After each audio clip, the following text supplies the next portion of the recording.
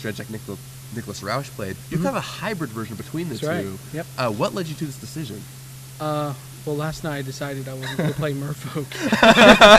As all great stories start. So, yeah, we just sort of threw this together. Part of the problem that Dredge faces is mental misstep, and that's basically why LED-less Dredge kind of died out, I think. And that's why people want to have mana-less Dredge. The problem with mana-less Dredge is it dies to hate and lots of problems. So we made a hybrid, and it seemed to work. You made this last night. Yeah. That's very impressive. We were talking about the mental misstep thing. Like, that is a good reason to play this kind of list. Mm-hmm. And you'd be surprised some people don't realize that I'm going to be DDing the whole time. So they actually elect to play game 2. Right. Well, that was actually in the something finals. we talked about during the top 8. Your opponents they chose to play, and you must have just been like, sweet. No doubt. Yeah. Whereas like a few players like. They actually understood what was happening, and they knew they would time walk me if they made me play. Mm-hmm. So. Well, I had a chance to watch a little bit of your match against Jerry Thompson. Yeah. And he chose to let you go first, and Mm-hmm. then he kept his thought seizes. He was thought seizing you just Kept to make you discard me. make you discard cards that weren't Dredge cards. Yeah. So you're sitting there, go. Yeah. Go. Mm-hmm.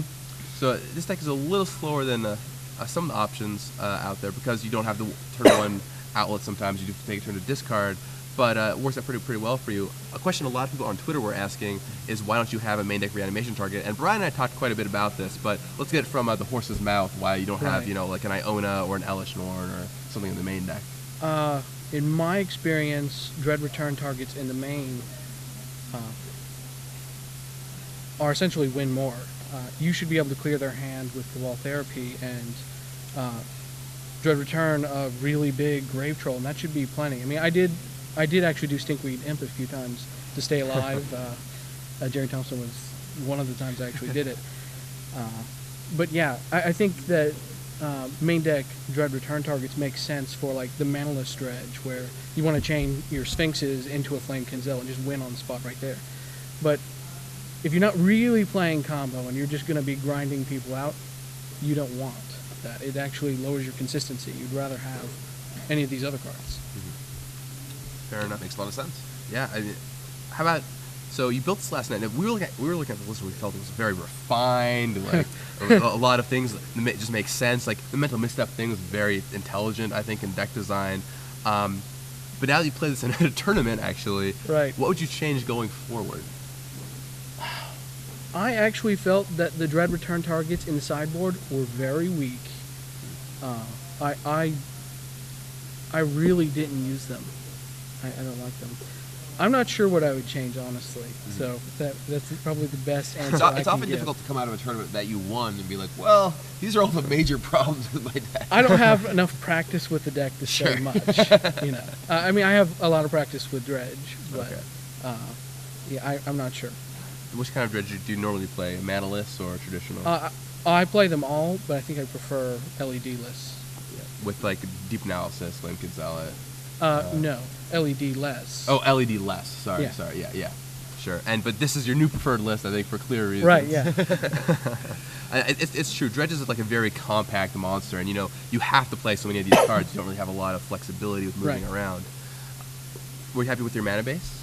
The way that worked out? Was fantastic. We actually sort of agonized last night about how to do this. We kind of wanted to take Cephalid Coliseum out, surprisingly, but we put it back in. The nice part is that we've got a lot of draw spells, so it's actually fast. You do win on turn 3 pretty often with this deck. Part of the thing is you have to be able to survive graveyard hate, and so if they relic your board, it's nice to actually have careful study or breakthrough, for example, to bring it back, and you have to have a mana base to be able to do that. Right. Yeah, I mean, we were actually talking that one of the cards that seemed like a big incentive to actually play land in your dredge deck was the Cephalid Coliseum, just how powerful they were able to be over the course of those games that we were watching. It's especially good in certain matches. In others, it's so-so. But that's okay. That's normal. One of the things that, say, Feldman's list talked about, where he wrote his gigantic dredge primer, talked about the deck quite a bit. He totally cut cards like Ancient Grudge, Rare of Revelation, Nature's Claim. You have those in here. Did you feel like they are necessary to a dredge list, or because without them, you can almost go? You can probably cut maybe some of the like City of Brasses or Tenor Citadel to deal you damage, and go for a different route. So, do you feel these cards are important to your strategy overall? Were they good for you today?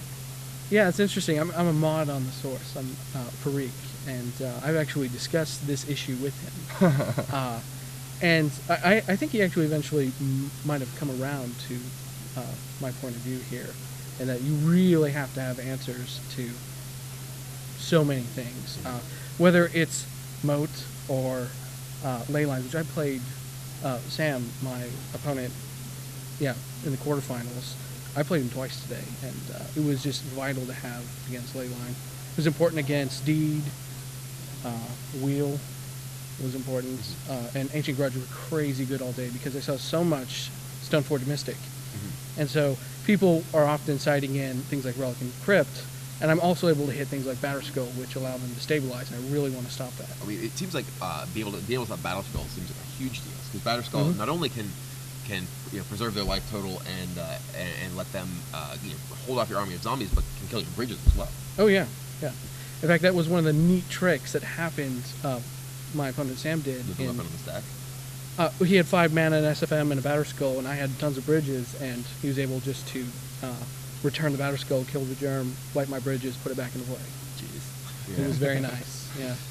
So you were happy with all those? You wouldn't cut down on anything like that? No, mainly in fact, it was the reanimation targets. I might put more raids. Because, I really don't use the others. Flamekin Zealot, if I face things like Tendrils, I would have to have this. Elish Norn would be nice for the Mirror, for pretty much any tribal deck. Chosen and Iona for Burn, and Chosen especially for Zoo. Angel Despair is sort of this catch-all if I met stacks or anything. So, I had it there just in case. I don't know. So the next list of yours we're gonna see is like 4 Ancient Grudge, 4 Rare Revelation, 4 Nature's Claim, 3 Naturalize. Yeah, I don't know how to do it. I hate the haters.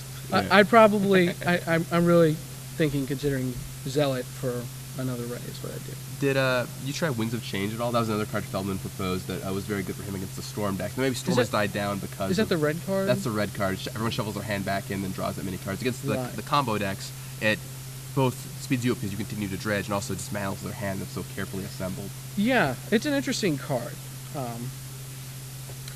I prefer my draw spells to be blue if possible because otherwise you really only have your land base -4 Cephaloid Coliseum to cast it, and you really want blue draw spells.